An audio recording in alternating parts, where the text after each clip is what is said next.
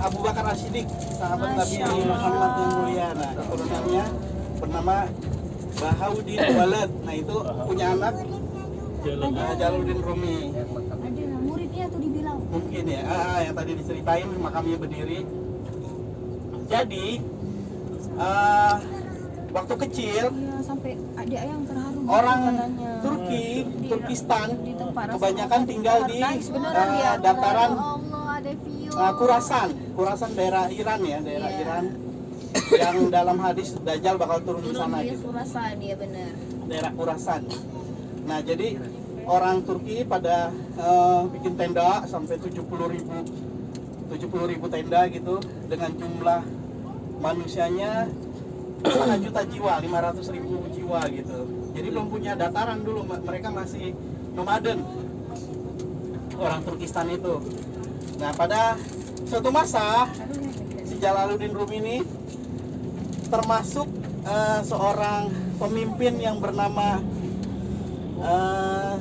Samsudin Shah ya kalau nggak salah.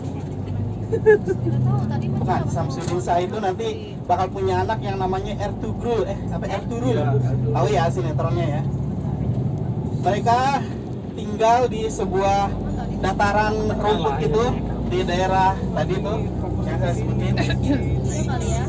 Tahun 1220 tiba-tiba tersebar kabar bangsa Mongol mereka menyerang gitu. Bangsa Mongol tuh bangsa yang zaman dulu tuh sadis, menyeramkan, membunuh banyak orang-orang muslim. Saat itu wilayah muslim yang direbut kembali oleh bangsa Mongol. Akhirnya kebanyakan yang tadinya udah 70.000 tenda itu bermukim mulai pada hijrah karena mengkhawatirkan keluarga mereka dibunuh sama orang Mongol.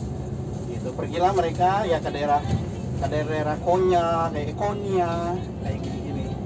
Termasuk si itu Ertugrul. Ceritanya panjang, nanti Ertugrul juga ada kisahnya. Kemudian sampailah Jalaluddin Rumi kecil sampai di sebuah provinsi Rum.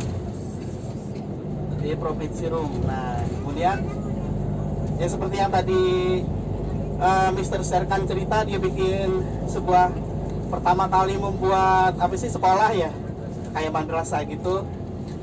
Akhirnya dia mulai ngajar, semua baik-baik saja, semua menghormati dia.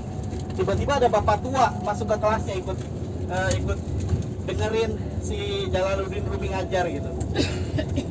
Jalaluddin Rumi itu senang nulis gitu. Zaman dulu belum ada fotokopian teman-teman, jadi kalau tulisannya hilang, tulisannya rusak, tulisannya kebakar, harus nulis ulang lagi gitu apa yang udah ditulis, karena belum ada percetakan.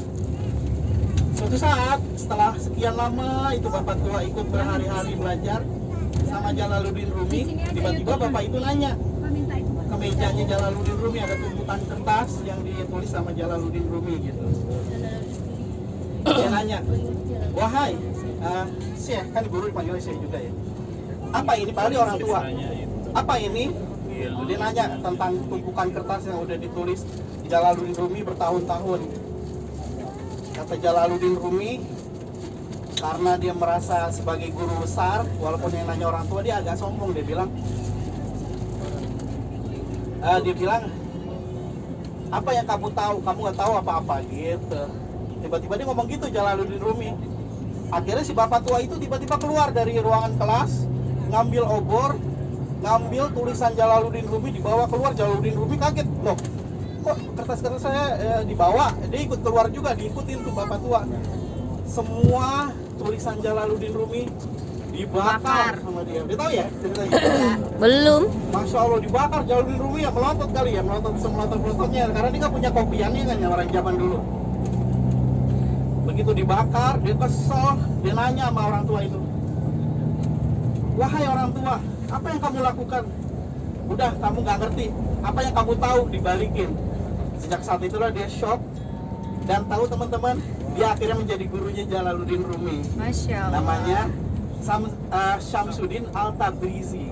Jadi Syamsuddin Al-Tabrizi. tadinya musuh menjadi cinta, ternyata ilmunya lebih tinggi. Iya. Orang yang selama ini dia remehkan. Betul. Singkat waktu, dia terus belajar sama Syamsuddin Al-Tabrizi.